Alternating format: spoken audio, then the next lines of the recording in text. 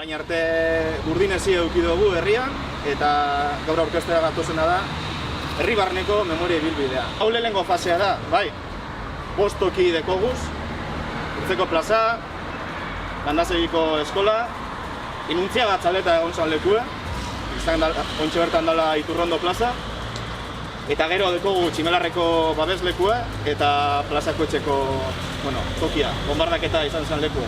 Euskal Armada dibiziotan antolatu zen. Eta bigarren dibizioaren aginte postua esarri zen Galdakaon. Exactamente, testigantzen arabera, gaur egungo Peña Santa Cruz denaren edifizioan, garai hartan Leona Suaren etxea diturikoa, eta hemen, puzka bat gorago zegoen Paskuale Jakuriaren etxean. Bertan egon zen, bigarren dibizioaren aginte postua.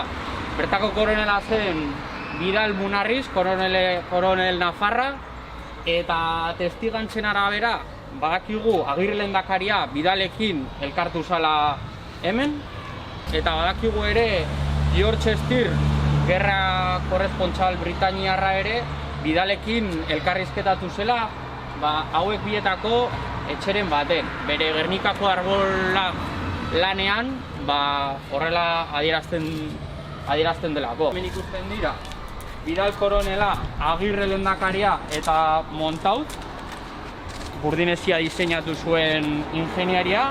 Hemen dago Galdakaoko aireko bizta bat, eta ikusten dira Gandazegi eskola, udaletxea eta Leona Sua eta Paskuale Jakuriaren etxeak. Eta hemen daukagu frankistak Galdakaora sartu eta hurrengo eguneko argazki bat, hemetik goitik aterata. Gerra garaian, Galdakaoko hainbat eraikin pasa ziren betetxera funtzio batzu, gerra garaira arte ez zituztenak betetzen. Batzu bilakatu ziren ospitale, beste batzu kartxela, eta hemen daukagun Gandazegiko eskola bilakatu zen kuartel militar. 1957ko apiriletik aurrera, hemen ezarri zen ANV-ren 4. bataioia. Askatasuna bataioia ditzen zen, eta zapatzaileen bataioia zen, hau da, fortifikazio lanak egitea arduratzen zen.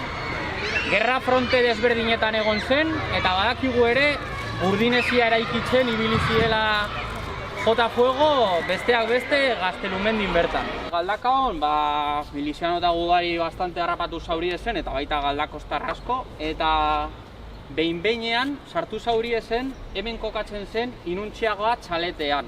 Erabili zaurien behin-behineko kartxela gisa, zergaitik txalet barri esan, urte baldenago eraikia, eta hormak zituen txaleta inguratuz eta horregaitik erabili zen kartxela gisa. Jakina, hemen izandako preso asko ostean beste kartxela batzuetara eraman zituzten, eta hauetako asko zuzenean fusilatuak izan ziren, gehienak Derioko hilerrian. Eusko Jaurlaritzak eta udaletxeek ikusi zuten beharra egiteko refugioak herritarrentzako, ez ziren militarrak, ziren herritarrentzako refugioak. Galdakaok egin zuen proiektu bat herrien zehar hainbat errefugio eraikitzeko. Egin zuen bat hemen Tximiolarren, beste bat plazako etxen, Kurtxean, Labean, Bengoetxen, Usansolon, eta bebai, auzo txikietan bebai, Altamiran pasau basarie, Altamiran bedau auzokidentzako refugio txiki bet. Gaur egun Karretera Nazionala izenaz ezagutzen dugun errepidea zeharkatzeko betik, eraiki izan tunel bat, eta tunel hori erabili izan gerra garaian babesleku gisa. Orduan, maiatzaren 19an gertatu zen Galdakaoko aire bombardaketarik odoltsuena. Hegazkin alemaniar batek hainbat bomba jaurti zituen, eta batek jo zuen plazako etxeko babesleku baten ahoan.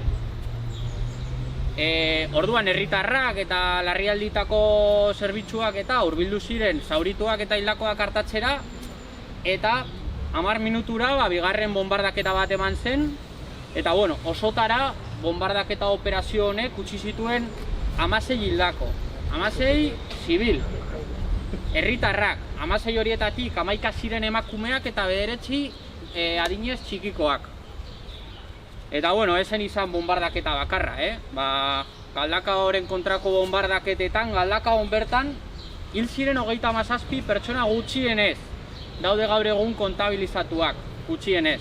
Gero beste galdakostar batzuk hil ziren ere 9 inguru beste bombardaketa operazio batzuetan galdakaotik kanpo, eta gero beste 3 pertsona hil ziren lurreko artilleriaren bitartez galdakaon bertan. Bigarren fase batean, gure duguna da, beste leku esanguratsu batzuk gehitu. Adibidez, zubiak eukizeien garrantzi gerra garaien galdakon eta bombardaketetan, batez behin. Baita be, aurreratu gure dutzuet, zelan udala dabien lanean jada, gorpuen berreskuraketa horretan, bai. Eta aurrerako fase horietan be, gorputzak berreskuratzeari ekingo dutzela udalak.